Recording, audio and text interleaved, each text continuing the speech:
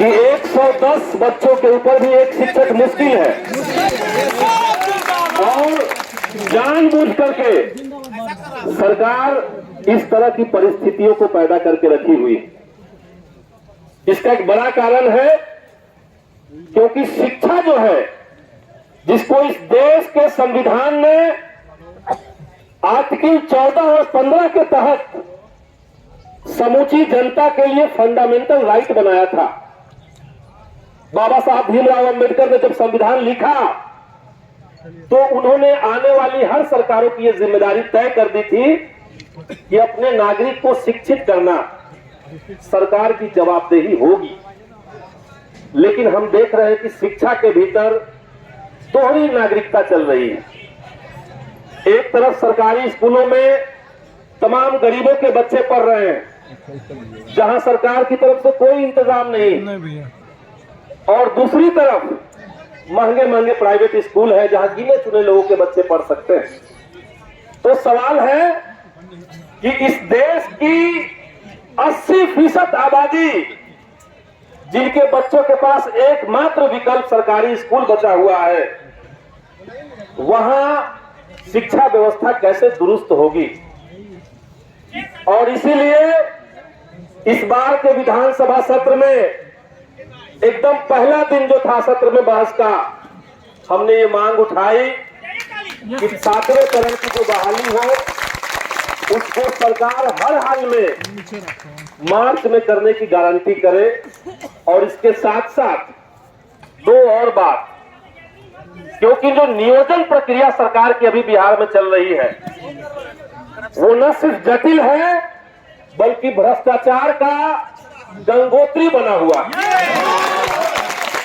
एक विद्यार्थी को कितनी सारी नियोजन इकाइयों में जाकर के फॉर्म भरना पड़ रहा है। जो गरीब तबके से लोग निकले हुए हैं, और हम मानते हैं कि जो छात्र नौजवान हैं वो उनकी अमूमन स्थिति ऐसे ही होती है। हम अपने अभिभावक के पास जाकर के ये कहने में सकुचाते हैं कि हमें 20,000 रुपए दीजिए क्योंकि हमें 20 जगह पे जाकर के फॉर्म अप्लाई करना है, नहीं हो पाता। और इसीलिए हमने सरकार से ये मांग उठाई है कि ऑनलाइन और सेंट्रलाइज इस व्यवस्था को आप हर हाल में कीजिए। और इसके साथ साथ हम देख रहे हैं कि धीरे धीरे तमाम राज्यों में वहां के निवासियों के लिए राज्य सरकार की जो भी नौकरियां हैं उनको आरक्षित की जा रही है। झारखंड में हमने देखा कि वहां सरकार ने एक नीति बना दी कि झारखंड के लोग जो हैं उनको प्राथमिकता दी जाएगी। 75% लोगों को सिर्फ झारखंड की नौकरी, झारखंड के लोगों को रखा जाएगा। अभी हरियाणा सरकार ने न सिर्फ सरकारी नौकरियों में बल्कि हर तरह के प्राइवेट नौकरियों में हरियाणा के लोगों को डोमिसाइल देने का वादा कर दिया है, घोषणा कर दिया। उत्तराखंड में वही हो रहा है। तो जहां सबसे ज्यादा बेरोजगारी की मार है बिहार के अंदर, अभी सरकार का एक आंकड़ा मैं देख रहा था कि 15 साल से लेकर के 59 साल के उम्र तक बिहार का जो SGDP होता है, स्टेट का जो अपना GDP होता है, उसमें वर्क फोर्स पार्टिसिपेशन जो है वो सिर्फ 27.5% के रेट से है। 100 लोग में सिर्फ 27.5 लोग ही ऐसे हैं जिनका बिहार के विकास में कोई रोल हो रहा है। सवाल है, और राष्ट्रीय आंकड़ा 40 से ज्यादा है। तो इतने पिछड़े हुए इलाके में जहां रोजगार का कोई साधन नहीं है, हमने इस सवाल को अलग से विधानसभा के अंदर लिख करके दिया था। सामान्य प्रशासन विभाग से हमने मांग की थी कि आप बिहार के अंदर तमाम सरकारी नौकरियों में डोमिसाइल पॉलिसी लागू कीजिए और सरकार तय कर ले कि कितना प्रतिशत आप सीटों को बिहार के बच्चों के लिए आरक्षित रखना चाहते हैं। लेकिन दुर्भाग्य है, या कहिए कि सरकार की अदूरदर्शिता है, बिहार के बेरोजगारों के प्रति सरकार की इनसेंसिटिविटी है कि उन्होंने इस सवाल को फिलहाल रद्द कर दिया। वो सवाल पे जवाब देना सरकार नहीं चाहती है। इसके बावजूद सदन में इस मुद्दे को हम लोग उठाएंगे और कई सारे अभ्यर्थियों की मांग है, क्योंकि छठे चरण का जो तजुर्बा है उसमें जो सीटें खाली रह गई हैं और उसमें भी जो महिलाओं के लिए आरक्षित सीटें खाली रह जा रही हैं, सरकार से हम चाहते हैं कि सरकार इस पर विचार करे, क्योंकि कई विभागों में ये हो रहा है कि महिला आरक्षण तो बहुत बढ़िया है, जो महिलाएं अब तक घर के अंदर सीमित थी उनको आरक्षण दे करके उनको प्रमोट करके मुख्य धारा में लाने का जो सरकार की पहलकदमी उसका हम स्वागत करते हैं। लेकिन जहां पे महिलाएं अवेलेबल नहीं है वहां सरकार को संज्ञान लेना चाहिए और बिहार के अंदर जो पहले से नीति चल रही है कि उसी कैटेगरी के खाली रहने की स्थिति में और कोई महिला कैंडिडेट नहीं है तब उस परिस्थिति में उस सीट को उसी कैटेगरी के जो मेल स्टूडेंट्स होंगे, जो अभ्यर्थी होंगे, उनको ट्रांसफर किया जाए, ये भी हम मांग करते हैं।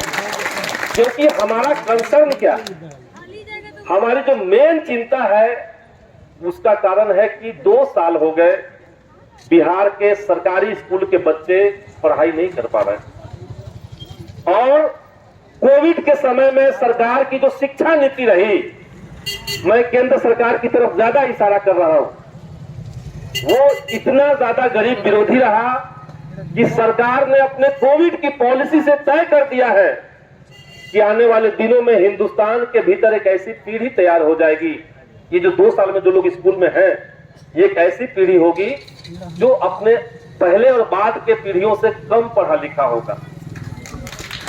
और इसीलिए हम ये चाहते हैं कि जब कोविड का संकट थोड़ा कम हुआ, स्कूल जब खुलने लगे हैं, तो स्कूल में जब बच्चे जाएं तो जो टीचर की कुर्सी है वो खाली न रहे, हर हाल में उसको तुरंत भरा जाए। और इसलिए आपके मांग के हम साथ हैं। 10 मार्च को विधानसभा के अंदर शिक्षा का बजट आना है और उस दिन सदन में शिक्षा के ऊपर अपनी पार्टी भाकपा माले की तरफ से मुझे जिम्मेदारी मिली है कि मैं बात रखूं और स्कूली शिक्षा से लेकर के हायर एजुकेशन तक, कॉलेज और यूनिवर्सिटी तक जो एजुकेशन की स्थिति बिहार के अंदर है, जो हमले केंद्र सरकार की नीतियां और बिहार सरकार की नीतियां शिक्षा के ऊपर कर रही है, उसके बारे में विस्तार से हम उस दिन बात भी रखेंगे और आप लोग के मुद्दे को दोबारा से हम उठाएंगे। आप तमाम साथियों का बहुत बहुत धन्यवाद। आपका संघर्ष इसी तरीके से चलता रहे, हम आपके साथ हैं। इनकलाब जिंदाबाद। एक बार पूरे साथ ही जोरदार नारा लगाए विधायक जी के लिए। मानिए संदीप सौरभ जिंदाबाद, संदीप सौरभ जिंदाबाद। आपका हम सब क्रांतिकारी इस्तेमाल करते हैं, सलाम करते हैं और साथ ही साथ यह आपसे अपील भी करते हैं कि हमारा साथ आप हर हमेशा संसद से लेकर सड़क तक उठाइएगा। बहुत बहुत आभार, बहुत धन्यवाद।